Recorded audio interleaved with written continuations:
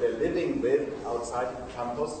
And it would be very interesting to see it once in a while here presented in front of the student audience. So the reason why I'm introducing Robert Israel here is that I did some theater-related work in the past, and there is some interest in exhibition design and theater design, and Robert Israel is famous with his work as a theater designer, not as somebody who makes the complete production. He's not a director, he's a very independent interpret or interpreter. Yeah. Interpreter of the task people give him. So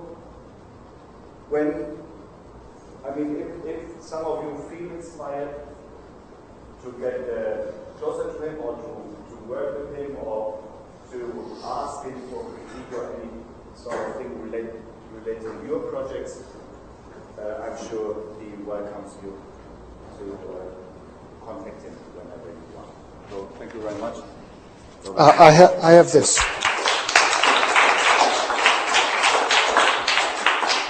A couple opening remarks before I make some opening remarks. First of all, I'm going to just walk back and forth. I'm not going to stand behind or sit down. It's easier for me to keep moving. That way I'm a more difficult target to hit. Let me say that what I would like to do is talk about interpretation in a way that perhaps is not common in design, in the design you might do, and also to look at some slides. And if you feel at any point during this talk you want to ask a question, just raise your hand, and as soon as I get through with a particular thought, I'll be happy to answer your question, because if we go on, we'll go on to something else, and it will be a lost cause because it'll be out of context. So I prefer, in fact, to be interrupted.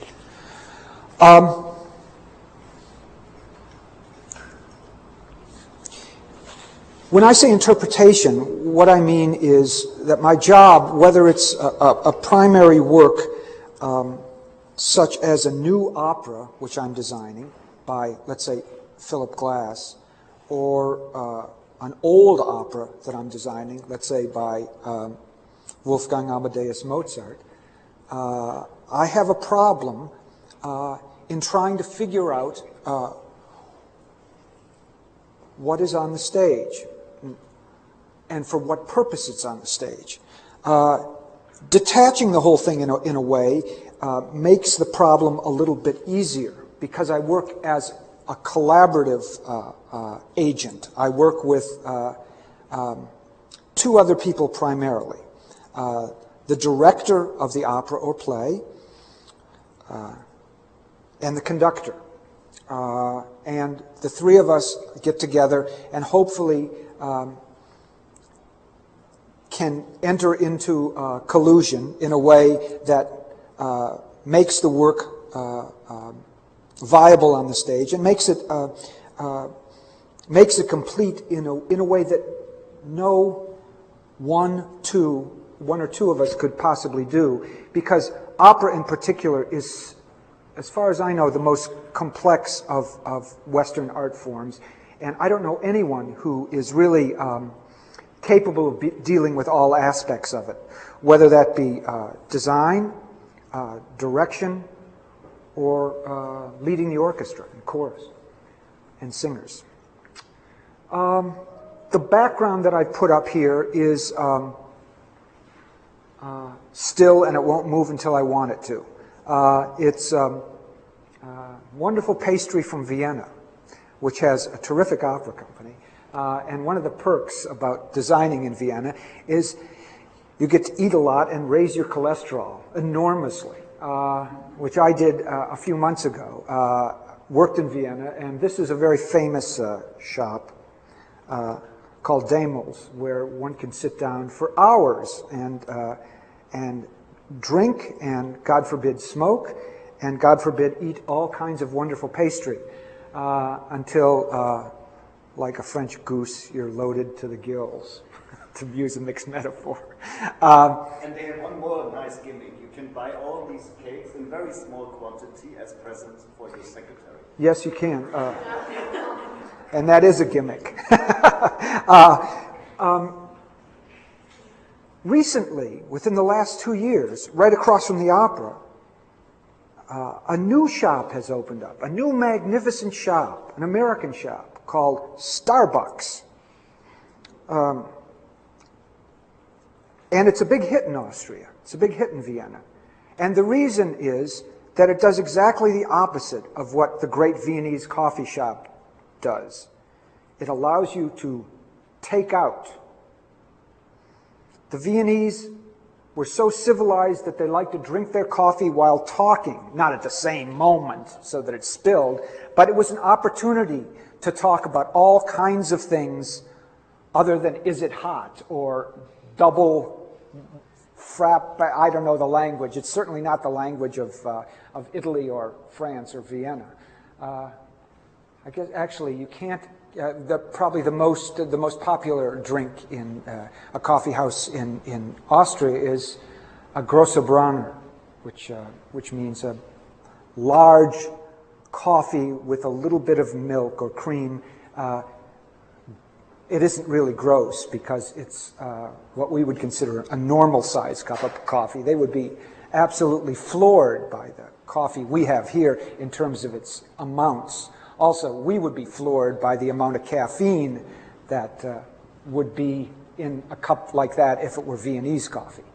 But in Vienna, we have all this great pastry and things that you can't eat here. And it's a joy in my work to be able to go from one place to another and sample those things. And I thought I'd put this on as a memory while we're... if you get tired of listening to me, you can fantasize food. This is an image here of an opera I did at the English National Opera, a 17th century piece by Henry Purcell called The Fairy Queen, which is somewhat a variation on Shakespeare's Midsummer Night's Dream.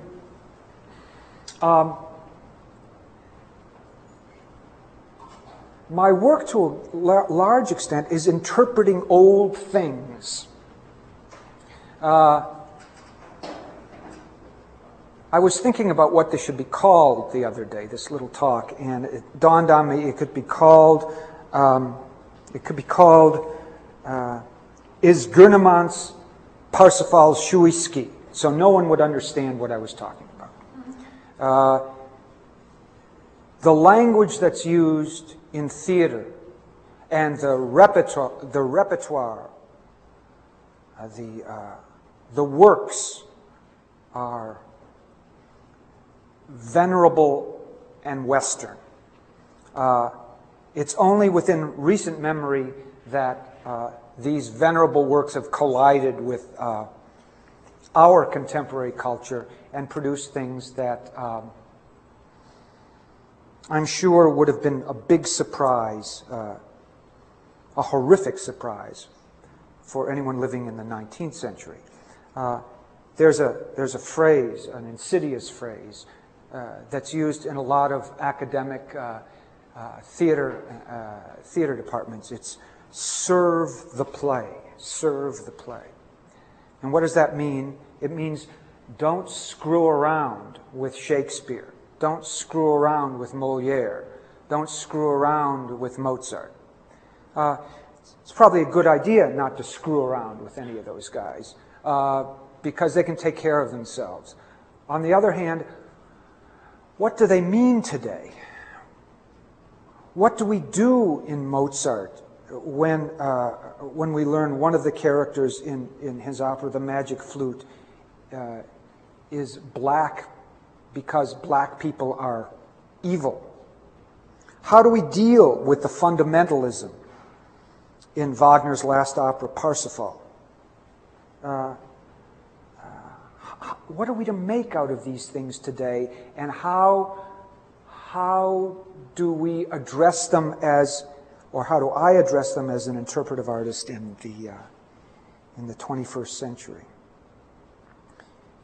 That question is, in fact, the great joy of my work for me, is being able to enter into the work as an insider and to have, so to speak, a four-sided talk with Mozart, let's say, with the director, and with the conductor about what this piece is to us today. And as a designer, I guess my job is to provide a playground for the singers through the direction of the director and through the conducting of the conductor, a playground for this activity to happen on the stage. So I make a playground. And the playground allows for an interpretation. It allows for the problematic aspects of the play to be explored. Now, what if I screw up?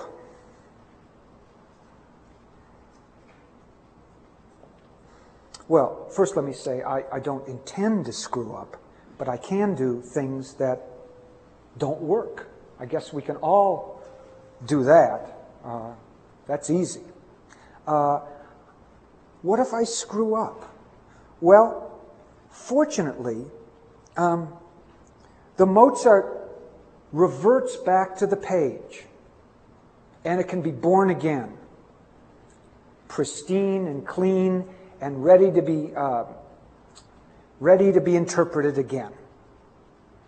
So what we get to see is one creative entity, the designer, the director, and the conductor, trying to make something that works for them because they're a particular team and is meaningful for the audience in 2002. Well, why don't I do an imitation of something that, if Mozart was written at the time of the French Revolution, if the Magic Flute was written just after the French Revolution, why don't I try to imitate the way it was put on then? And the answer is quite simple: I can't. This is a different time. We don't have the methods to erase from our brain those things that occupied people in Germany or Austria at that time when they heard the Magic Flute. So I'm stuck with my job, and I really like it.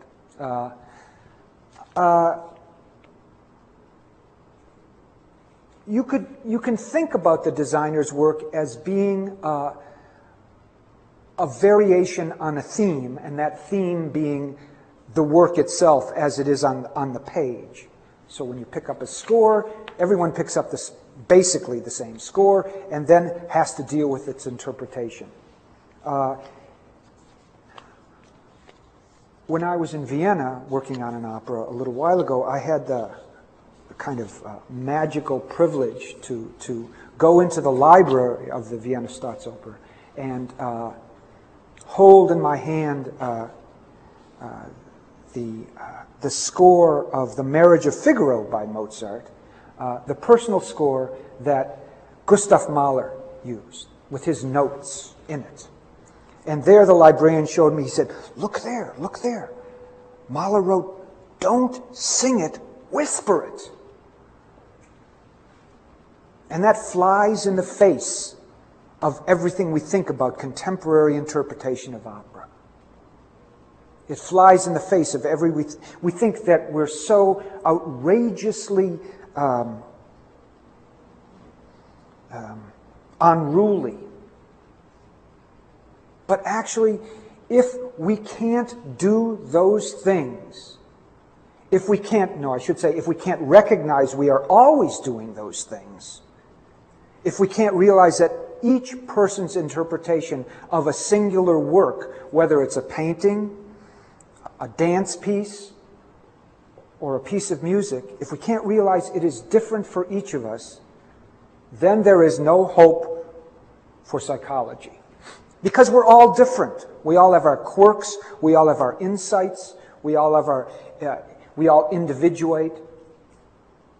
And it becomes very important to recognize that interpretive quality as being at the core of making a performance. It's always different. There's a show that I did in 1986 that has just been revived in New York. And in fact, it opened last night. And I was in New York for a weekend seeing to some loose ends, and I was wondering with the director if it was still going to work, because it was a terrific show, but that was in 1986. It was in 1986. It's called Vienna Lusthaus by Martha Clark. Yes? Was just a question. When you talk about his note that Mahler left on the manuscript, do you imply that even Mahler was interpreting his own work somehow? He was interpreting Mozart, yes. Yeah. Yeah.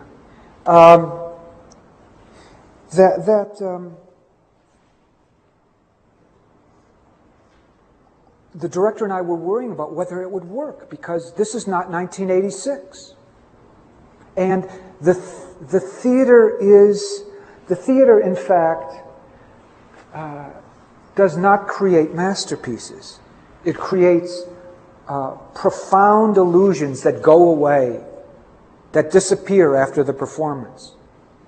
Or if they don't go away, they become either diminished or enhanced by the memory we have of the work.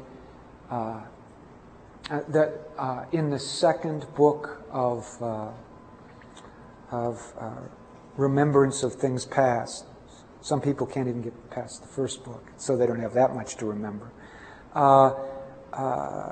The major character ruminates on a theater performance that he's gone to, and how he didn't like the theater performance. It's Sarah. Actually, it is Sarah Bernhardt. You can tell, and how he was disappointed because his idea of what the theater would be as a child was a lot different than what it turned out to be. And he came out dejected because he imagined it was going to be some incredible experience. It was going to bowl him over, and nothing happened. And as the days went on, the experience grew in his mind. And after about a month, his whole perception of what he had seen, which could only at that time be a fantasy, made it into this tremendous evening. And in fact, theater is a disposable art form. The text and the libretto and the score, they live. No, they don't live. They sit. They sit on the page. In Shakespeare's plays, they live through the reciting of magnificent poetry, but they really don't attain the level of a play unless they're played with. May I ask you something? Yeah. It's so small that maybe it's allowed to ask. Yeah, sure. What is just your opinion?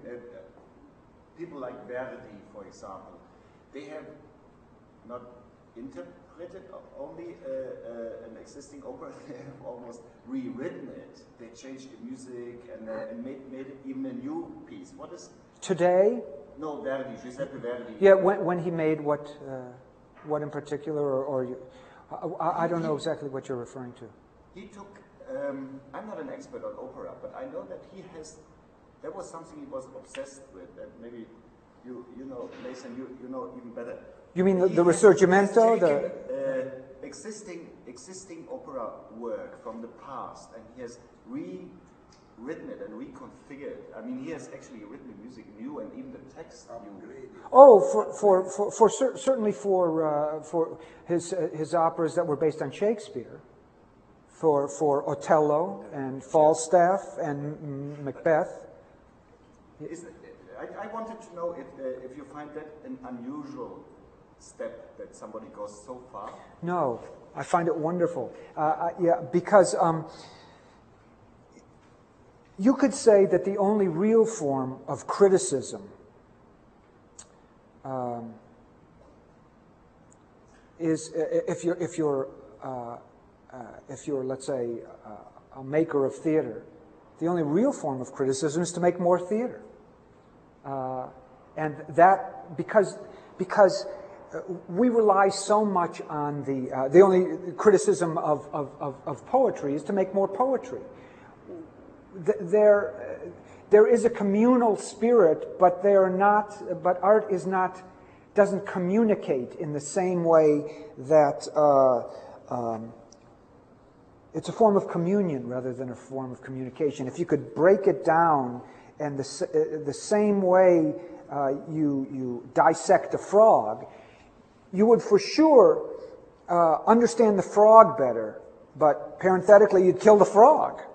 So a work of art can be dissected, but you better watch out, because it's no longer the work of art once it's dissected. I'm not saying that it isn't a good thing to dissect it. It is a good thing, but it is no longer a work of art. It is a work of dissection. Just one second. What the artist is concerned with is something that cannot be articulated verbally. It can't be diminished into its parts. Yeah. I'm not sure that I understand if you mean the interpretation of the stage designer or the interpretation of the composer. Because Verdi was a composer, and I remember to have been enormously impressed by a stage design by Gaia Aulenti, who is an architect who made the Musée d'Orsay in Paris. But she accepted to do at La Scala the stage design of an opera of the 19th century by Rossini. Which opera? Pilgrimage to Rennes. Pilgrimage to Rennes. It was a story of a group of pilgrims who were going to Rennes and never reached. Yes. Well, she used video screens in the middle of La Scala. She used an incredible stage design, and then wanted to have the whole performance to take place in the hall and outside in the Piazza della Scala. Well, what I would say, it's not. I could say right offhand, I don't think it's going to work. Well, I must tell you that it was extremely successful, though the music was not touched at all. Right. Well, I think it might have been successful as a theater piece, but it would not have worked in terms of being able to... It's very problematic. You can have it work as a theater piece and be just amazing, but there are certain inviolate, you might say, rules about the human voice and about balance with the orchestra that prohibit certain things from happening. It doesn't mean that it can't be good theater. It means, there's a great story. In Strauss's opera Elektra, in the original production, there was a woman by the name of Elizabeth Schumann-Heink. And Elektra has an orchestra of 110 pieces. It makes a horrific, magnificent noise. And Strauss was sitting in the back of the hall listening to a rehearsal, and Elizabeth Schumann-Heink was singing like crazy on the stage, and the orchestra was making a lot of noise. And Strauss yelled at the top of his lungs, "Louder, louder! I can still hear Madame Schumann-Heink." Well, by all contemporary evaluations, that's funny. But what he really wanted to do was drown out the part by the noise, drowned out the singer, have her overwhelmed by the music. But you know what it ever done? You know, that's not the way you did it. So, but the question is, yeah.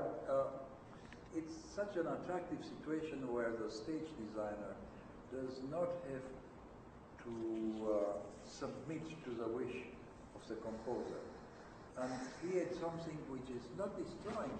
Because in that case, the music was going perfectly, the singer, but the stage designer took a freedom which I don't believe that the composer would have given her if he were alive. No, but you know, designers and directors and conductors, they don't want the composer around, to tell you the truth. They don't want the composer around.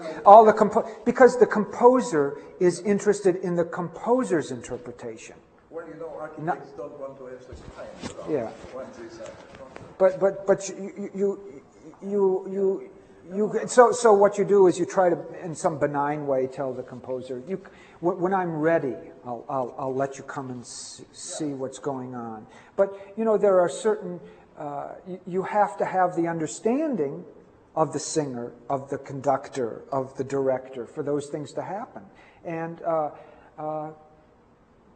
it's always possible that those things can happen. There's nothing wrong with it, but generally you don't get that kind of This is what I mean. If you ever found a situation where you got the freedom to do whatever you want, and you I've never, to tell you the truth, I've never wanted to do. You want to, yeah. I've never wanted to do that. I don't think it's bad to want to do that. I've just never wanted to do it. Yeah. And the reason for that, I think, is pretty simple, that I don't think I'm capable of doing it. It's a matter of temperament. Yeah, You're absolutely right. yeah. So is it safe to say that kind of like what's written, let's say, I'm going to compare it to jazz, like Ellington writes a score, Yeah. and then the jazz players, each different player interprets it differently. So is it analogous to that? Is it Well, it's analogous to that in a way, and not in you know, to set any hard and fast rules would be a terrible thing to do. But to say, look, there happens to be enough for me to do. I like juggling, and I like juggling knives, but I don't like juggling sharp knives. I've got enough to do. I don't want to have to deal with that also. And you'll see from the slides that I'll show you that I've got enough to do. Let me just look at my notes just for a second.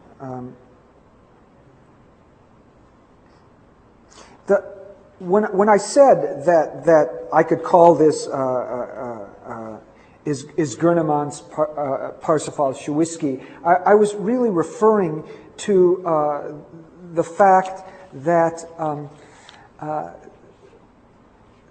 that in terms of my work, I have to know certain things that perhaps a designer doesn't have to know. I have to know a canon of work, or if not know it, I have to continually be learning it. I have to be continually understanding it and revisiting it. Gurnemanz is the primary character in Parsifal, in Wagner's opera Parsifal, and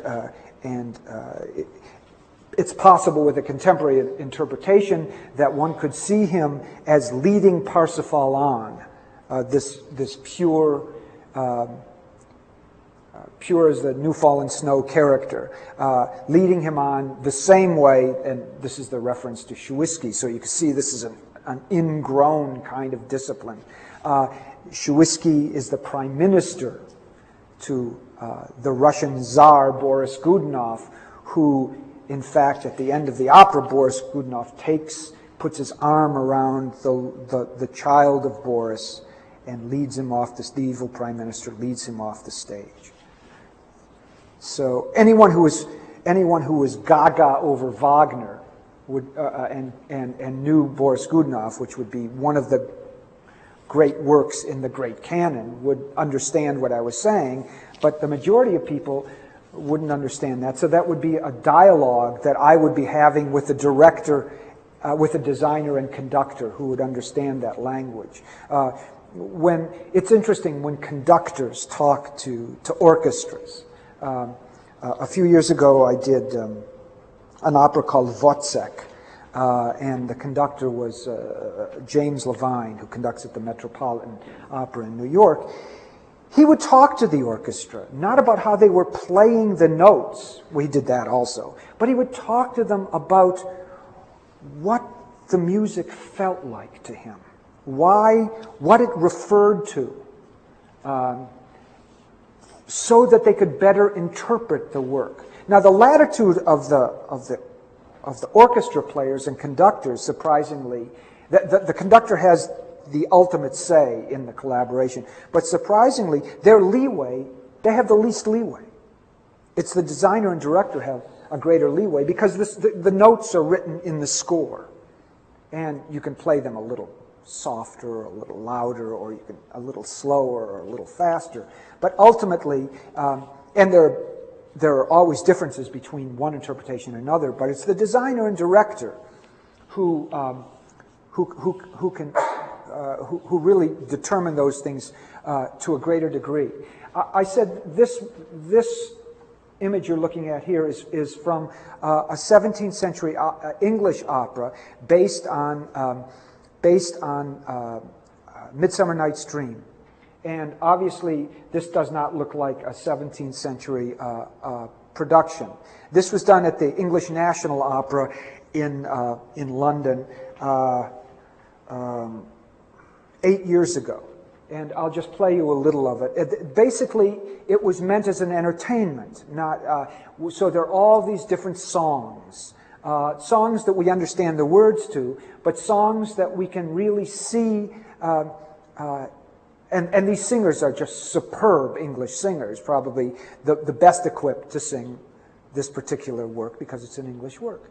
But you'll see the way it's done that this is a bit different than going to an opera that's an opera that would be put on in some former century. This is beyond me. Here, is it this one? Oh, here it is. It's this. That's for the slide. Oh, okay. What about this one? Play it from here. Yeah. I have a good time with email. Yeah. Play it from here. Yeah, play it from here. And we need the sound. We've caught this right in the middle. I gotta get it.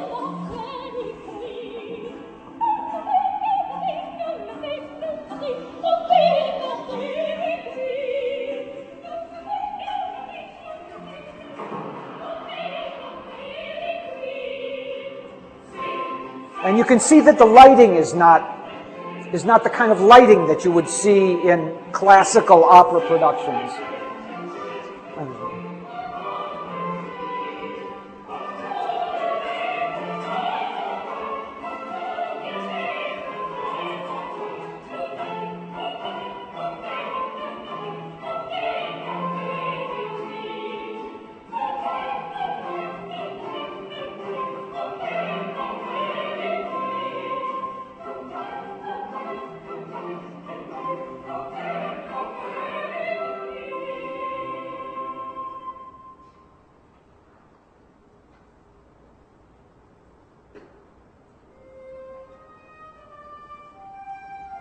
It's a very beautiful, beautiful lament that Titania will sing. And you can see these people don't look too much like your stereotype of opera singers.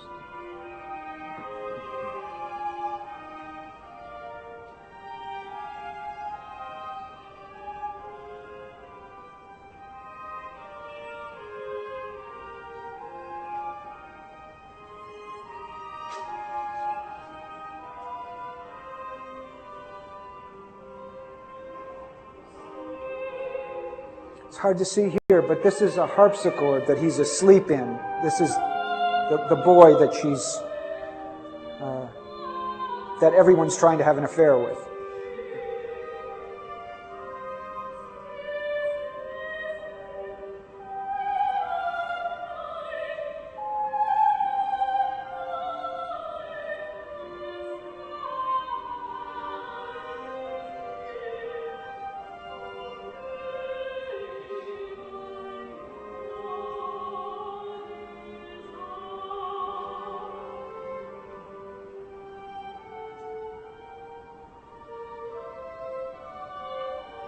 These pieces take their time.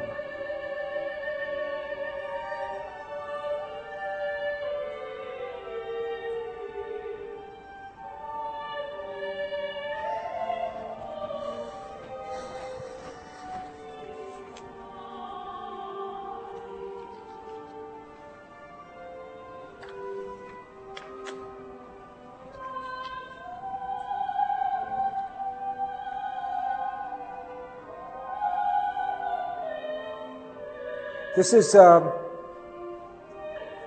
set from an opera done in Vienna by a Czech composer, Janacek, an opera called Janufa. Janufa. So some of the structure backstage that held up all those sandbags.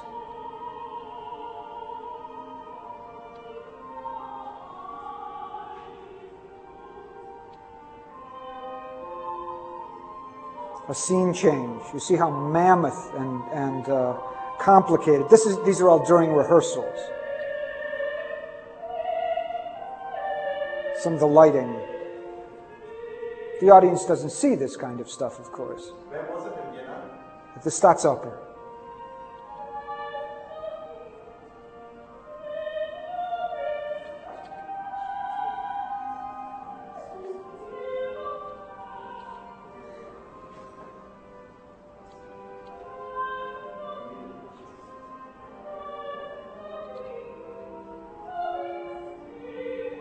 Sometimes the backs look better than the fronts.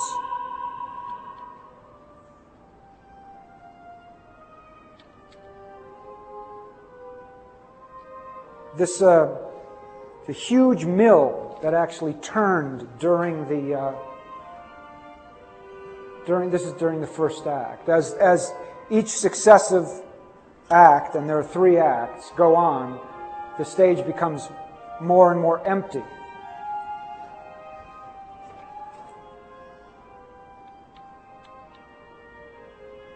And this was the apartment that I had in Vienna, and the closed-circuit TV that's in the apartment, so that everybody can see what's going on the stage during rehearsals or during technical rehearsals.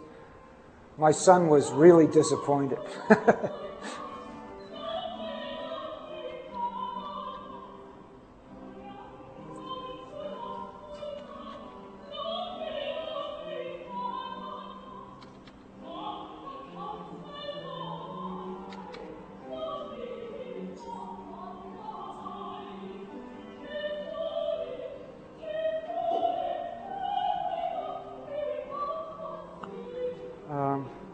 That's the outside of, can you bring that one up? This is the Venerable Opera House, which the last day of the Second World War, for some God-forsaken reason, was bombed. The last day of the war. So, and the lobby, the magnificent lobby was left intact. But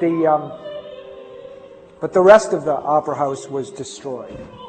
So this is a bit of the 19th century that remained. Can we put on the slides?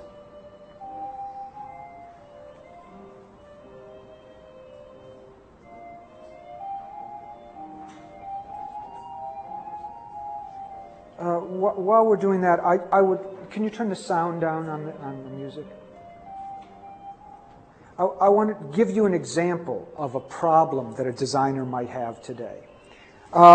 There's an opera by Gluck called Orpheus and Eurydice, and there have been stories written. There are many interpretations or many versions of Orpheus and Eurydice. Perhaps the most famous musical one is one by Gluck. And there's a scene in it where the story is very simple, actually. The story, and I'll make it even simpler. Eurydice has died, and Orpheus is inconsolable. The woman he loves has died, and he can't go on. And a voice comes to him in the opera, it's Cupid, and says that he can go to the underworld, and if he can bring her back if he promises one thing, and that is, when he brings her back, by holding her hands, he will not look back at her. So he goes to the underworld, and he brings her back, and she is inconsolable because she thinks he doesn't love her anymore because he won't look at her. And she is crying, and she obviously says, please look at me, please look at me. I'm in pain because you're not looking at me. And he looks back, and she dies. One of the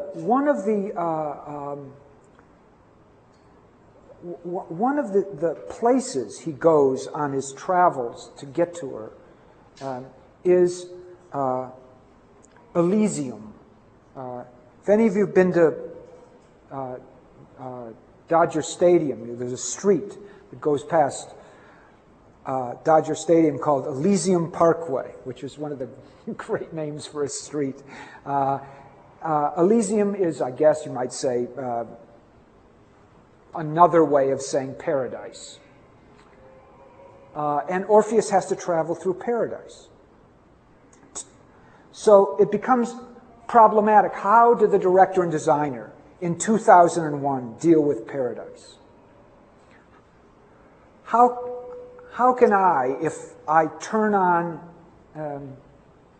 CNN and see what's going on in Afghanistan or the Middle East, how can I deal with paradise? I remember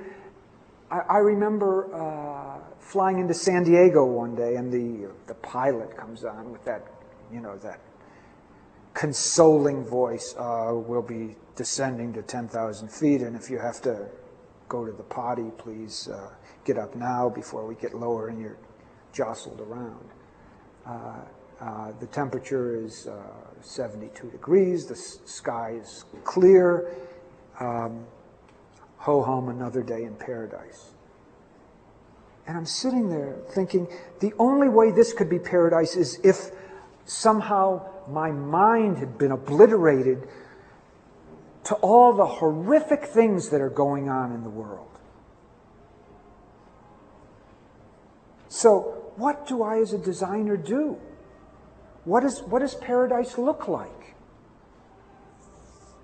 Well, I thought about it, and I thought, well, maybe I would have to get rid of the sheep in paradise because I know that they crap. And if all of us have stepped in that dog shit, it's not much fun. So the animals in paradise, either you have to eliminate the animals or you have to make them, or stuff them so that they have no system that could foul up paradise. And of course, the grass, wouldn't it be more efficient and more sterile? Wouldn't it be better for us if it were artificial turf, so we could have, and we could have an image we could just wouldn't have to change, wouldn't have to work to mow the lawn. The sheep would be there forever. We could paint a blue sky that was just had a tiny wisp of a cloud, but no, we should take the cloud away because that might lead us to the idea that there might be rain off in the distance, and we could get our feet wet and all, because that's the way anyone with a conscience has to think metaphorically today. How can I make paradise? Of course, I could make this beautiful landscape, and then this big fat singer will come across the stage and wreck my idea of paradise. So irony, from my point of view, irony has to enter into the picture. There has to be artificiality. There has to be a quality today that says, I can't do it. I'll do it, but you better watch out, because if you believe in that stuff, you're not alive in 2002.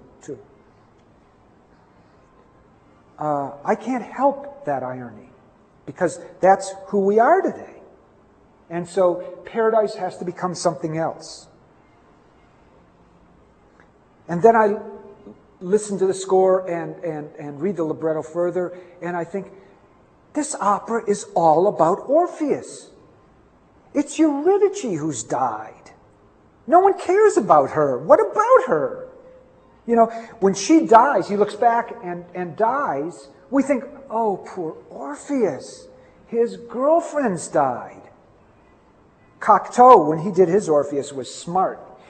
He put Eurydice under a table so that Orpheus wouldn't have to look at her. There's the exact antithesis of feminism. Get her under the table, I won't have to look at her. You know, I can kind of walk around and sit and eat my lunch. I won't have to do anything because she's out of the way. I love her very much, but put her out of the way, so I don't have to bemoan the fact that she's dead. So what does that work mean to us today in terms of what a woman is? So the interpretation of the work takes on a new meaning, even if the words and stage directions haven't changed at all. And it's a joy to have to deal, as I said, it's a joy to have to deal with that kind of stuff. And it's present in all 5 of Mozart's most prominent, famous works of consummate genius are politically incorrect. So I'm not saying we shouldn't put on Mozart.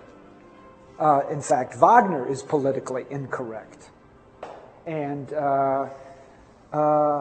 in fact, Beethoven's only opera, Fidelio, has kind of morphed its meaning because we all think it's about democracy when actually it's about reestablishing a monarchy.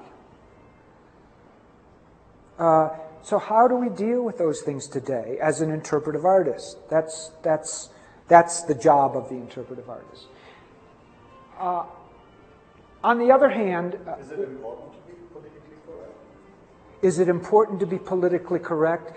Well, I have to say, it's important for me personally not to be politically correct, but to be political.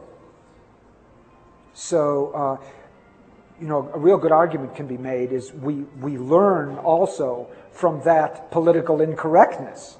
So the question of whether you have to change things or not is a live issue.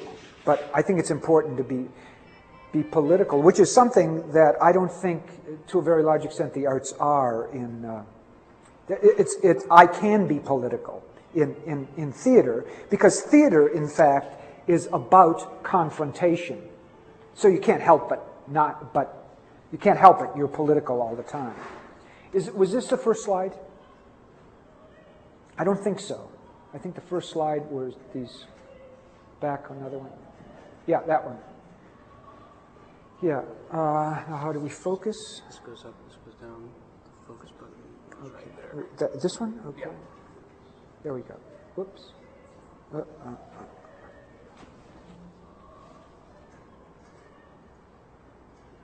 Whoops. Oh, shit. Ah. What's going on?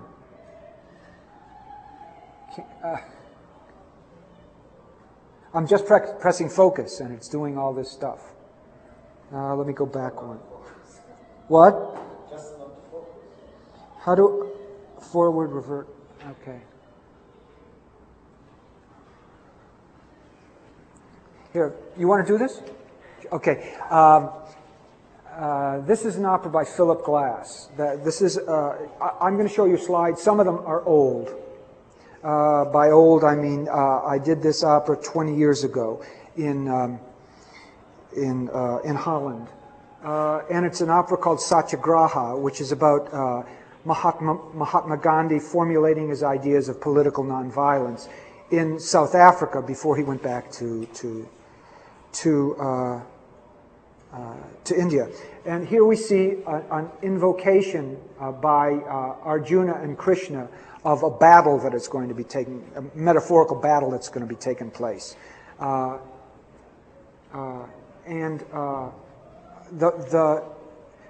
opera is set in a number of scenes, and each scene represents another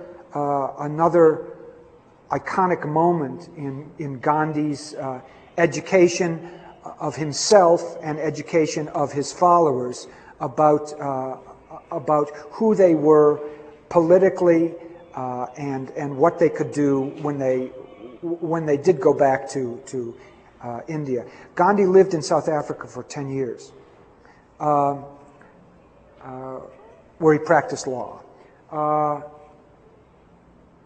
The opera is set in 3 acts. Each act is represented by a character that's on a, you can see the edge of the form right here, upstage. That means back away. In the first act, it's Tolstoy who's up there. Tolstoy actually wrote letters to Gandhi, and Gandhi wrote letters to Tolstoy. We don't think of them as contemporary, but they in fact did overlap. And Gandhi was very much affected by Tolstoy's writing, and he named a farm that he had in South Africa, Tolstoy Farm. Can we have the next slide? This is a change to the first scene. You can see there's very, very little on the stage.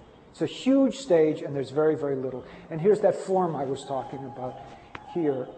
And in the first act, Tolstoy is sitting up there writing at a desk. In the second act, Rabindranath Tagore is sitting up there. Tagore is an Indian poet who is a contemporary of Gandhi's, and they agreed and disagreed on many problems.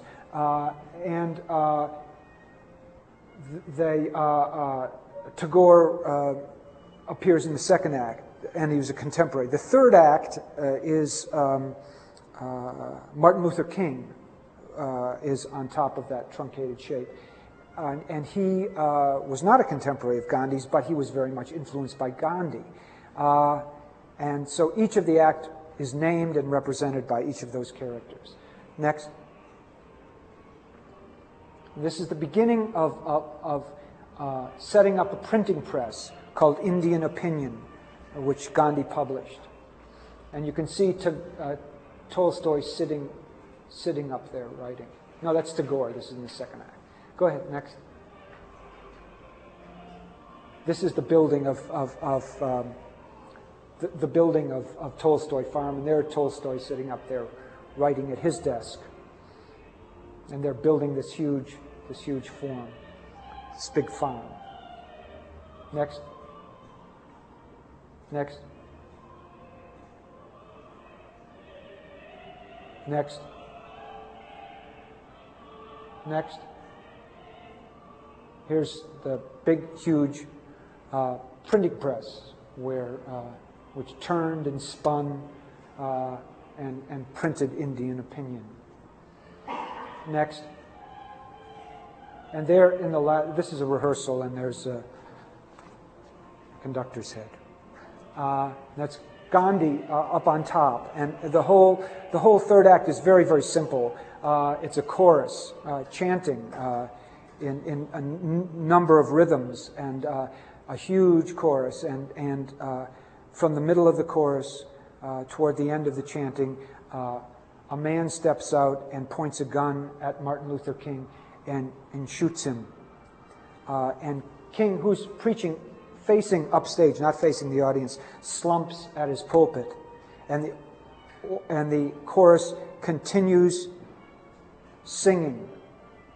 And at the very end of the opera, King rises up from having been killed and continues preaching. And that's how the opera ends. Next. This is a set for an opera I did at the Paris Opera called Salammbô, based on Flaubert novel. This is a very large set. This was the model for the set. And it's, as you can see, it's all in white. There were many, many trap doors in the set also. I think 14 or 15 of them. At times the stage would be, the doors would open and the stage would be full of fire. Next. I won't tell you the story of it. Again, this is the model of the stage. Seeing it at different angles.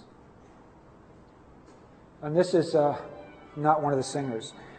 This was just to show you the craftsmanship at the Paris Opera. This is life size, about that big, and these characters were worshipped. This is before it was painted with makeup. They looked unbelievably real. From the audience, you couldn't tell that it wasn't real. And there were 12 of them, I think, on the stage at one point. My wife said, "Can we bring one back to Los Angeles?" And I said, "If you try to bring one back to Los Angeles, you're never going to get back to Los Angeles." Next.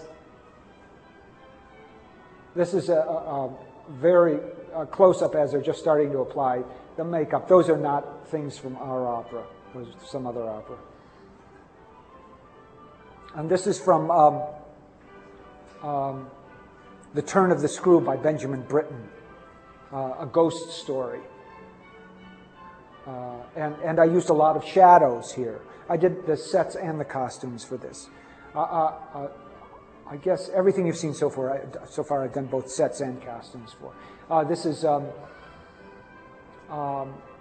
sometimes the chairs are in front of the flats, those white things. Sometimes they're in back of them. Sometimes the shadows make the chairs. Sometimes the chairs make the shadows.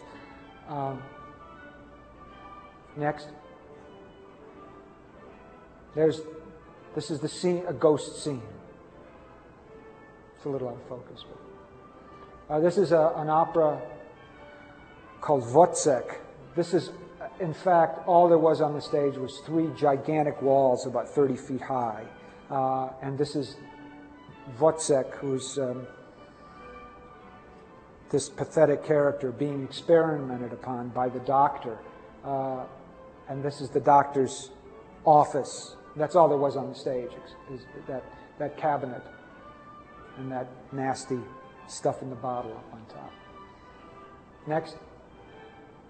This is, again, during a rehearsal and the very end of Wozzeck. This is what this is during a rehearsal, they put a bridge across the stage so that the director and designer and singers can walk back and forth over the orchestra pit.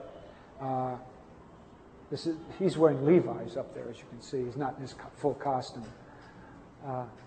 Next. This is can we focus this? This was a costume drawing for an opera that Kandinsky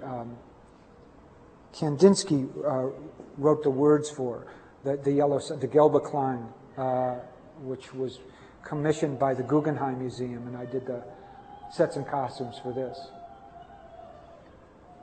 Next. This is an opera. I think everything you've seen so far has been a 20th century opera. This is The Fiery Angel.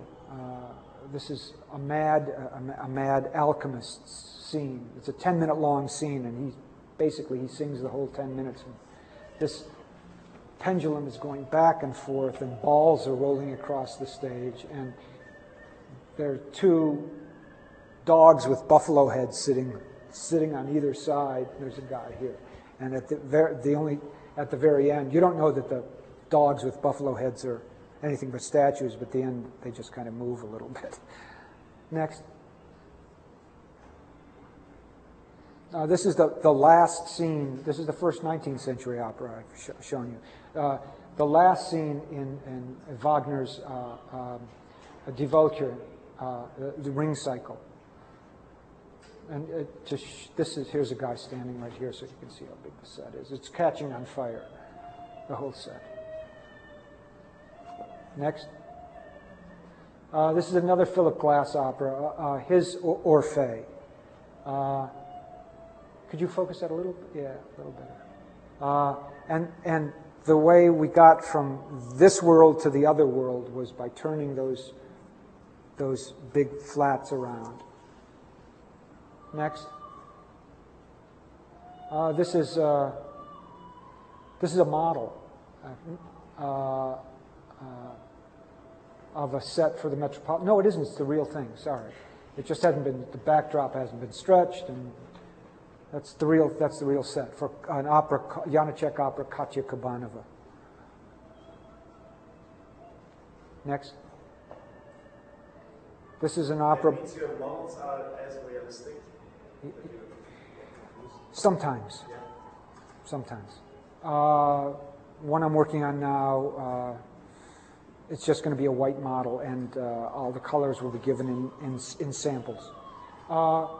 This is an opera called Punch and Judy, and by an English composer, Harrison Birtwistle. And if you want to know how tall the singers are, here's a little hole for the guy who's dressed as the doctor to look out of. And these are puppets that move around the stage, and the people can run in and out of the puppets dressed the same way the puppets are dressed. I did this a long time ago. This is about 30 years old. Next. Focus that a little bit. See, they still haven't figured out slide projectors. It's really heartening. There's the doctor who was in the previous slide. That's Judy, and here's the baby who's been burned. Punch and Judy is very violent. If any of you've read Punch and Judy lately, baby is always getting killed, or someone's getting smacked by someone else. It's nasty and great fun. Next. Here's Punch breaking the baby's back. As you can see, there was very little on the stage.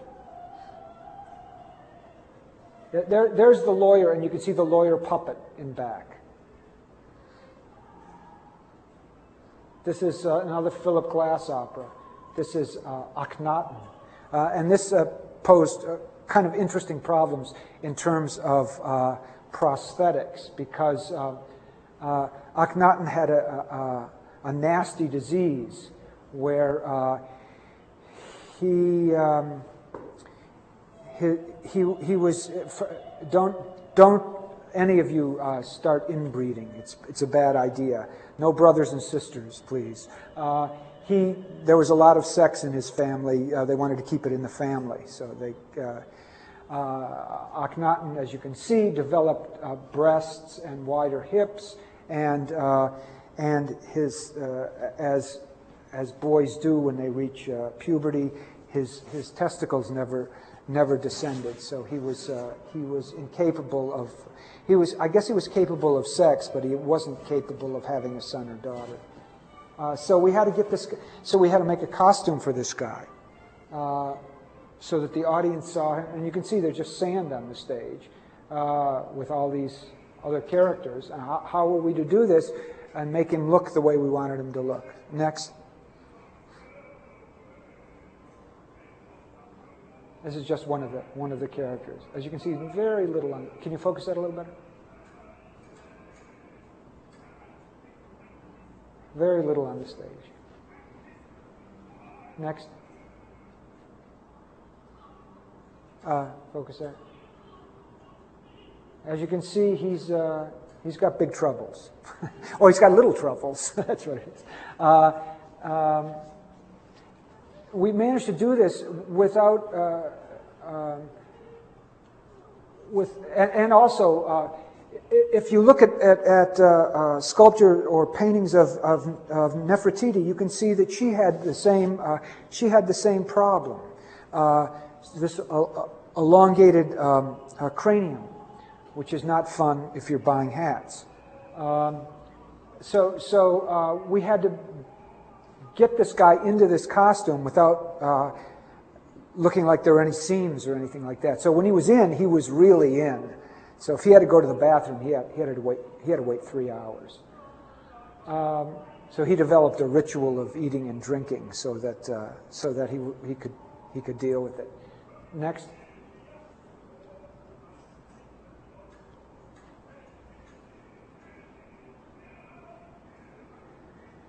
Next. We saw one similar to this. Next. Okay, this is A Midsummer Night's Dream, which is the second opera I ever did, and this is a variation on that. So this was made completely out of muslin and painted with acrylics, and these people were again stuffed into their costumes. Is that the last one? No, this is another opera based on Gulliver's Travels with hand-painted fabric. The scene with Gulliver and the king and the Brobdingnagian court. Next. Next. The close-up of some of the costumes. Next.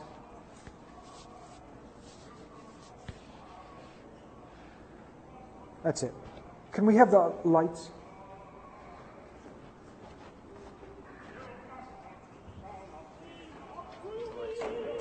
Yeah, the big lights, yeah.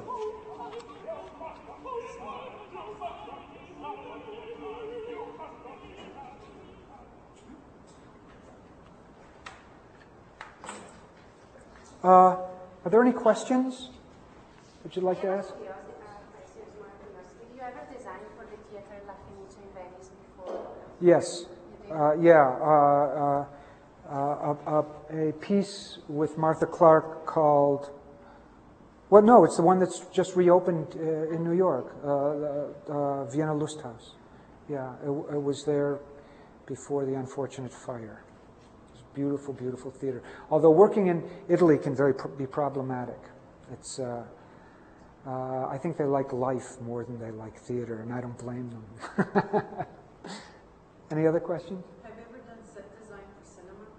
No. It's very different. For theater? For theater, straight theater, yes. Yeah. I did. Actually, I'm doing a production of Peter Pan, but it won't be a normal Peter Pan because J.M. Barrie. We're taking our cues from J.M. Barrie, who was a very strange man. J.M. Barrie wrote Peter Pan, and he was a very little man. He was probably about not even 5 feet tall, and came from a poor family, although he acquired an ability to speak like an upper-class Englishman. I'm afraid he was an incredibly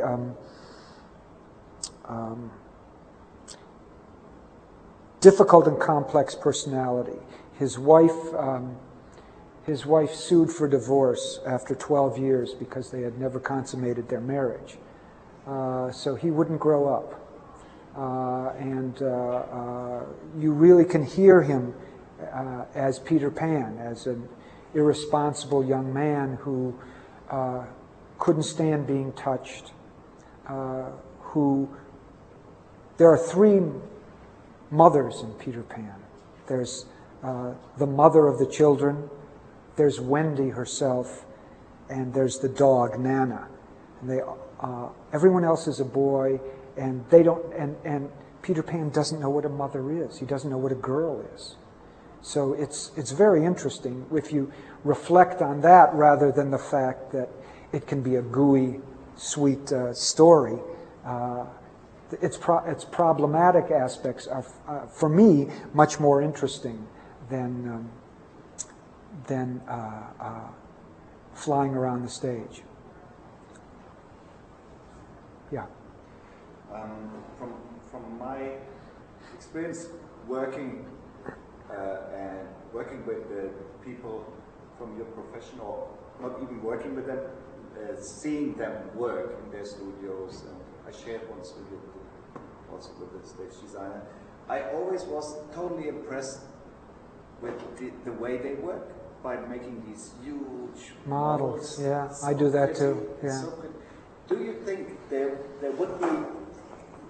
would be a chance for us to have a class or something like that where students could, I don't know if you can learn it right away in one quarter, but where you get familiar Yes. to this sort of approach, working in scale, especially in perspective, and then also yeah. simulating some sort of ambience in a small scale. That's right, and there's false perspective also. There's Oh, nobody able to do that. I mean, in the Yeah. analog world, better than you people. I mean, I Yeah. love this. That Well, you I simulate think- it in this scale, and when you watch into the perspective, it looks like the real thing. And you, the answer to your question is yes. Yeah. I think what we would have to do is talk about ideas first, and then the answer is, of course, yes. doesn't it require a lot of facilities? It requires acquired facilities. On the other hand, when you ask what a stage does, just a regular proscenium stage, it's an old Newtonian simple machine. Things go up and down, back and forth, and in and out. That's all they do. That's all. Now, we may be able to use all kinds of hydraulics to do that, but that's all they do. Learning the language, I think, like any visual area, you become more proficient with a certain kind of technical language, but there's no reason not to start to become proficient. I think that the death of theater is hastened by keeping the discipline tightly reined in just with theater people. That you have to have other people in the discipline. You have to constantly be allowing things to pass through that aren't so ingrown. So that's what. Look, I never took a theater class. I never took a theater class, and if I can do it, it doesn't. It's here. It's not here. As I say here, cut my. That's on a mat knife. It's here and here, but this part, sure, it's tricks of how to build models and stuff like that, but there's no reason why you can't build a space and experience the space. A lot of theater designers talk about sketching, and I don't like. I draw. I make costume drawings, and I think I'm proficient at it. I think I'm good at it. But I hate drawing sets because I think it's an illusion. You don't know what kind of space you have, so you have to build a model. And how one uses the model, how it's the tangible. The difference between, I guess what I'm trying to say is the difference between virtual reality and reality is not that great until you start traversing. You have to traverse both. To be able to pick something up and move it with the tangibility of your hands, or to look into a box and to see that, and then to push it physically, is a sense, there's a sense of power. There's a sense of understanding that is not virtual, it's real. Now, the theater is always involved with virtual realities too. I mean, you're constantly making people believe things that are not real. They're virtual. But I think an understanding of the real nature of volume and turning it in your hands and pushing it that way or pushing it that way, and acquiring a sense of real space is a very powerful tool for people who are involved with other disciplines than the stage. And I would hope that people who are involved with other disciplines than the stage would also get involved with the stage. I think we need people that bring other points of view to theater. I think it's one of the problems of the university, too. I think we compartmentalize, it's kind of insidious, we compartmentalize disciplines to such a degree that that it becomes very difficult to expand the definition of the discipline. Maybe your department is the best chance in the arts because it's so relatively new compared to, let's say, theater or dance. But I work with architects. I have architects in the class I'm teaching now, and their schedules, and I guess all of your schedules, are so tight that they can do nothing but architecture. And so they're dumbfounded because a lot of them are involved with critical architecture now, which is a very important movement, and this is a great school for that. But they're dumbfounded when I can come into class and show them a musical score from the 1970s that is involved with exactly the same things they're involved with. Where did it come from? They don't have time to understand that there must be a sense of cross-pollination, and all you can do is gain strength from that. Not cross-pollination, pollination. That all you can do is gain strength from that. So I think the disciplines have to be critical of themselves. They have to be critical of each other. They have to use each other for the strength of even for the strength of a tunnel vision discipline. Otherwise, you end up just being a technician. I mean, to understand the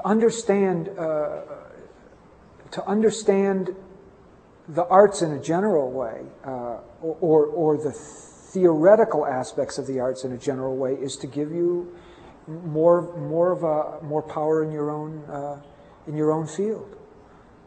I mean, just going to the show. There's a show now of a wonderful painter, Gerhard Richter, at the Museum of Modern Art in New York. I mean, it just opens up all kinds of possibilities in terms of dialogue for anyone who's involved with theater, dance, architecture. I mean, it's just amazing. So it's a long way of saying yes.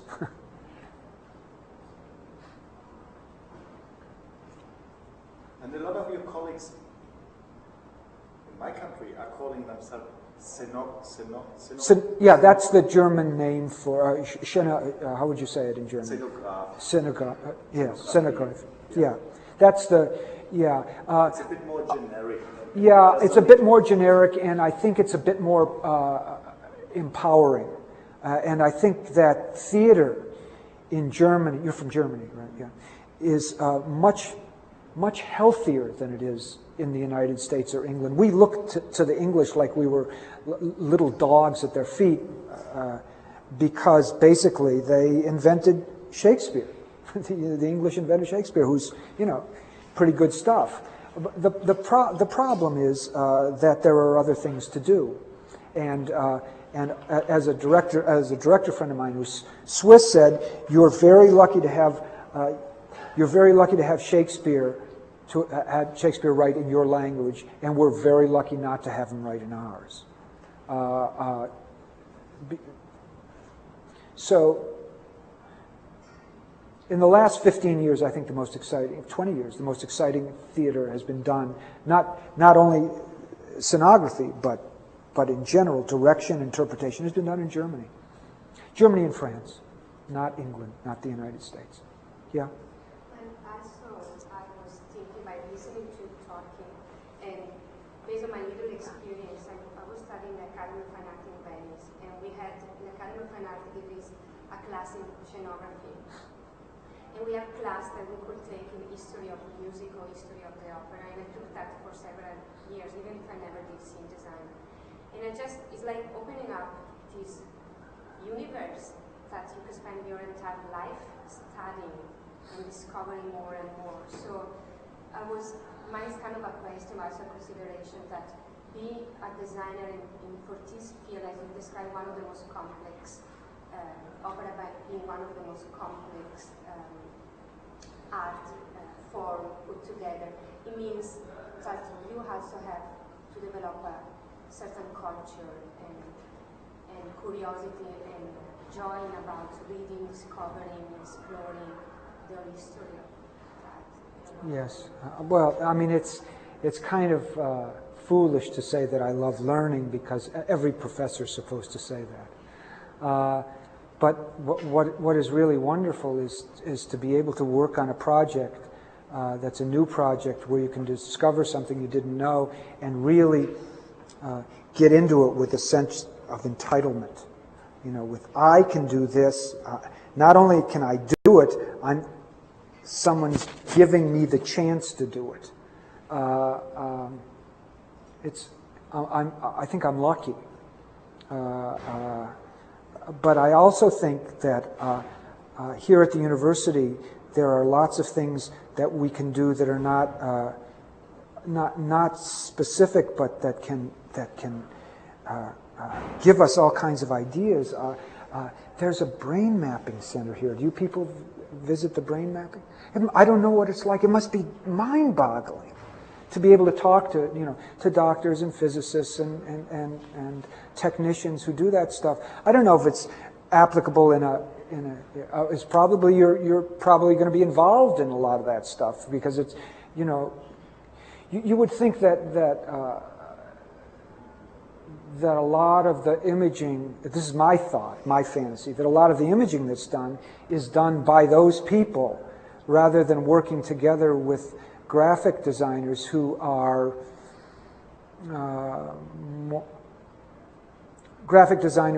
whose ultimate home is the image, that you could give doctors, you could make suggestions to doctors. Maybe I'm naive in thinking that they haven't. There's plasma physics. I don't know if there's any work with plasma physics. They don't know how to visualize it. They just don't know how to visualize it. So, and that kind of stuff only happens at a university.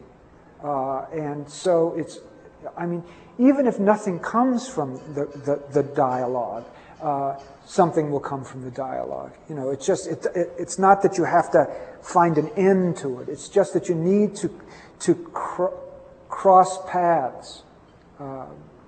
That's, when we, to give you a terrible inbred example, when American theater people have directors come to the United States, they have them, let's say if they're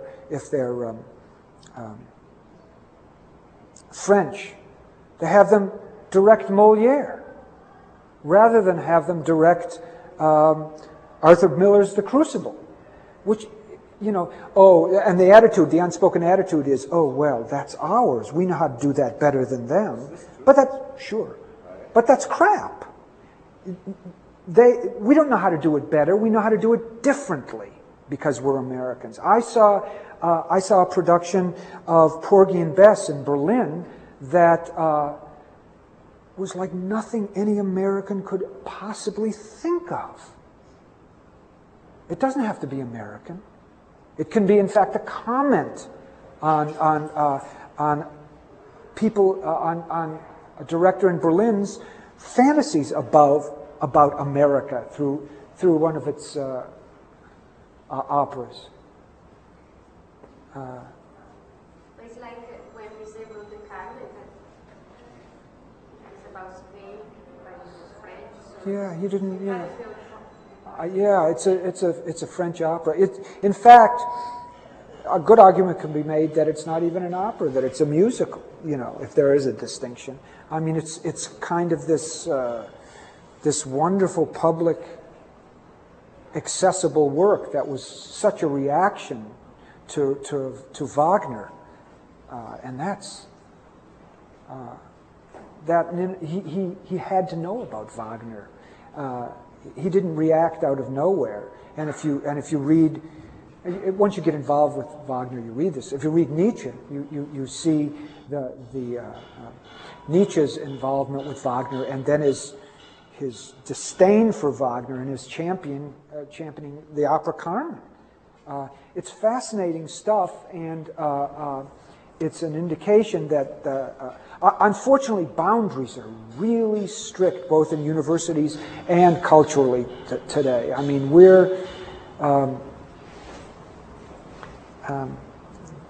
they're either strict or the differences have become homogenized, so that culture becomes the same. Having a Starbucks in Vienna is. I'm glad the Viennese like it, but it made me sad. Or the idea that there's a possibility that all European cheeses will be homogenized under the common market is terrifying. So there's a two-way pull. One of them is the homogenization of everything, and the other is the boundary making. I think you have to fight against both. The boundary making of cultures. There's so much to grab onto that isn't ours. That's so wonderful. And When you mentioned Orpheus, I kept thinking about Orfeo Negro, the Brazilian film. Yes, it's a great film. And it was a very interesting transition, a cultural, political, social, Sure. artistic transition. So every time you kept mentioning about, like, I'm thinking, it's a totally different country with the same story. Oh, sure. Different cultural connotations. But that's such a wonderful story for anyone to grab onto, you know. But they're not doing it all successful. This is a masterpiece of That's right. Yeah. It's the most amazing. Yeah, it's one of the really great films. The Cocteau film is very interesting. An interesting thing that Philip Glass did. I don't know if it was here, but he got the rights to the. Did they show it here? Yeah. Yeah, it's wonderful because it really looks. He got the rights to the screenplay, and he set it to music in time. I mean, I don't know how he did it. In time with the speaking on the film, so you really see these people look like they're singing, and it's just them speaking the parts, but it's very moving, really wonderful. Any other questions? So also, I mean, I get a chance, one last thing, I get a chance to work with people like, I mean, I've been working with Philip Glass for a long time, but to work with someone who is, the last thing I'll say is I'd like to talk a little bit about his training, okay? He grew up in Baltimore. He went to Juilliard.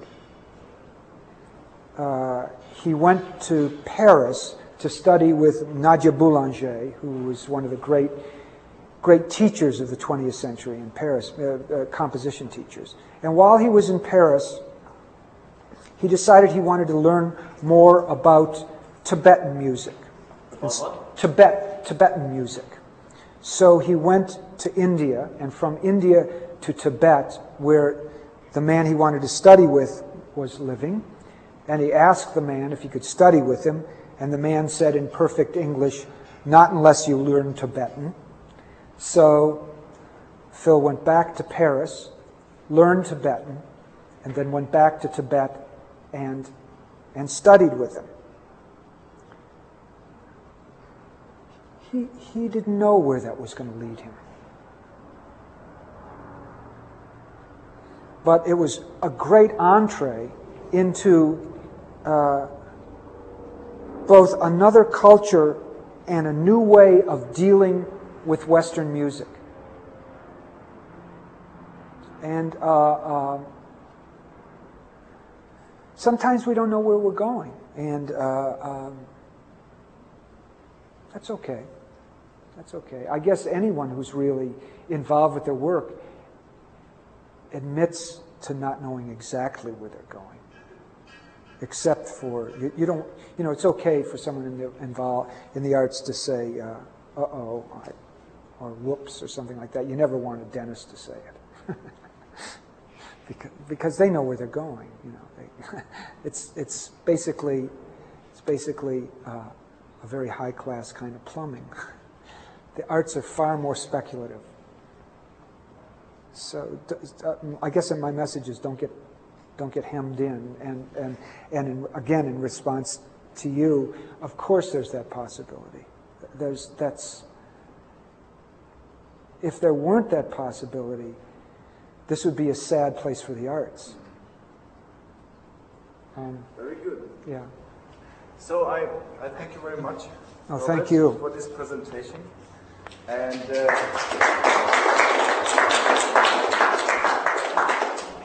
please feel welcome to Yeah. I mean, you can send me email. I create. Well, contact let me say, if any of you ever want to contact me, I'll just give you my email address right now. It's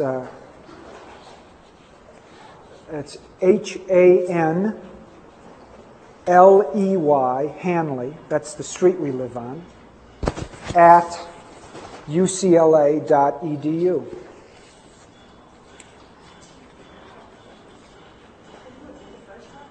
What? HANLEY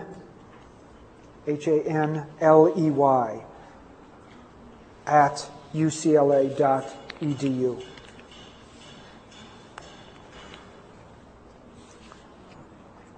This is the very end of the second act. Let's